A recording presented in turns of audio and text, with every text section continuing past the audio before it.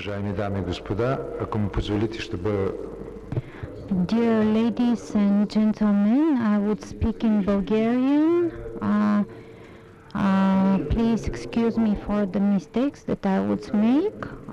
I have a short time to talk about all this. I had a lecture not long ago on the hybrid war, so that's why I will focus now only on the main thesis in the hybrid war of Russia against Ukraine. First place, it said that Ukraine is not a state.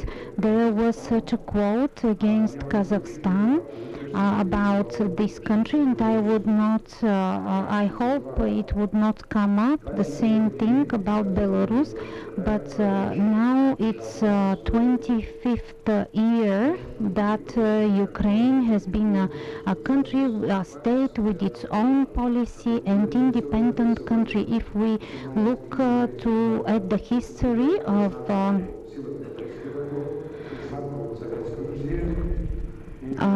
the country, admitted and confirmed by the Russian policy, it's administrative independent country.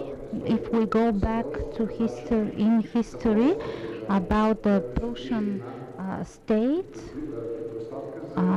which was a prerequisite of the Ukraine statesmanship, it was an independent foundation, although it was under the Russian command. Let's not talk about the other country, which we had a very a man who actually married his daughters to head men and generals and directors, European. When it comes to Ukraine, I'm just giving facts without going into details or reaching conclusions, but it is being used as propaganda against us. The second thesis in relation to the annexation of the Crimean annexation, Russia says that Crimean country is on the territory of Russia. Yes, it is true that the liquidation of Crimean royalty was thanks to Suvorov, who actually pushed away Crimean men back into the Russian Imperia. But if we have a dispute to what part and where does Crimean country belong to, if we go way back in history, we can just follow the history and the origin of the people, the Taurus. Then again, the Bulgarian, during the time of Great Bulgarian Imperia, then the Greek colonization, and so forth and so forth. So who does the Crimean country belong to? Is it only Russian or not only? Well, it belongs to Ukraine as well, and some time ago it was confirmed by Russia. This fact was confirmed some time ago in Rostov, Donetsk territory.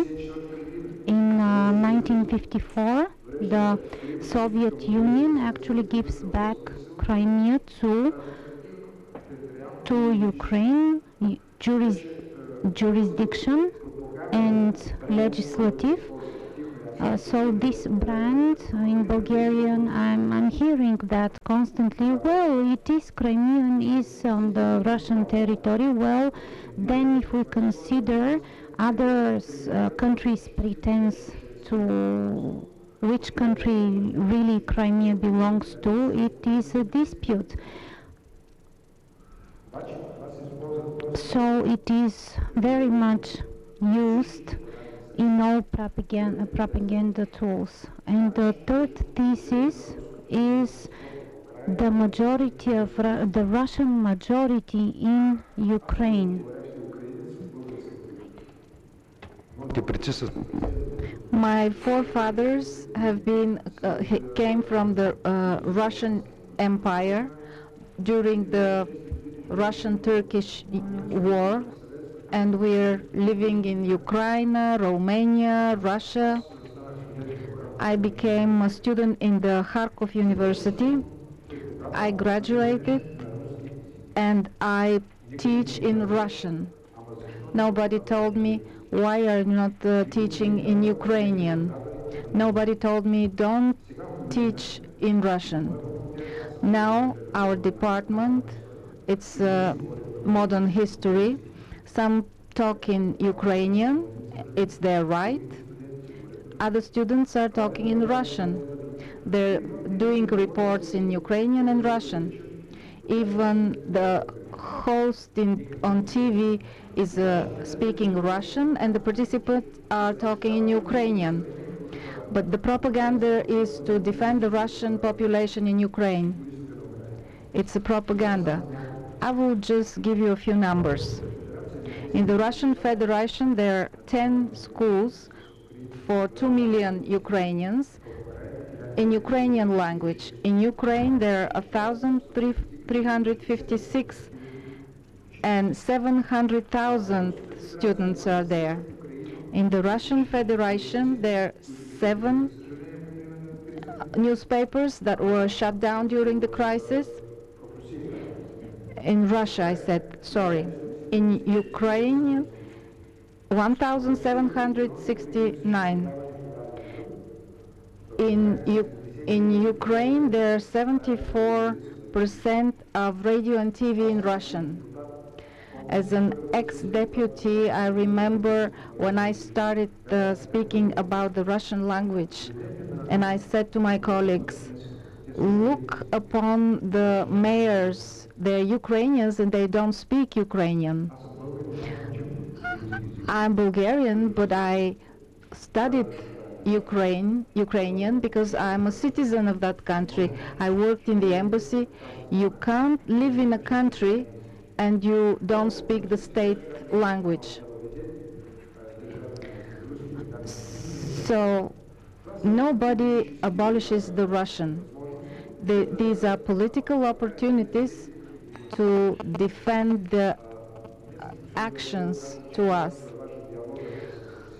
Yes, the dialogue is, with Russia is very important. Yes, my wife is a Russian, but we have to know that the dialogue is not with Russia, but personally with Putin.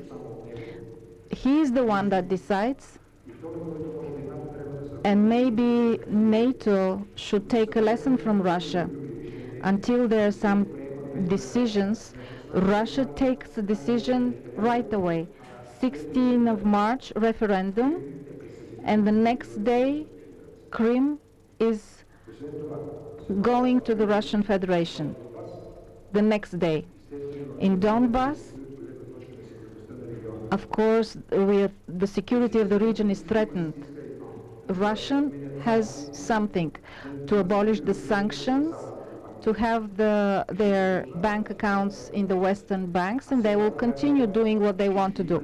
But I believe that there would be a change in the dialogue, not only between Russia and Europe, of course including NATO, but between Russia and Ukraine. But I won't be objective if I don't say that it really depends on Ukraine what would do from now on. We gave a sign to NATO that we want to be a NATO country. Well, by constitution you don't have right because you're out of the bloc. But when we went out of this bloc, again there was some criteria. Of course I understand NATO because they don't want to confront Russia because of Ukraine, but the expectations of the Ukrainian dropped down.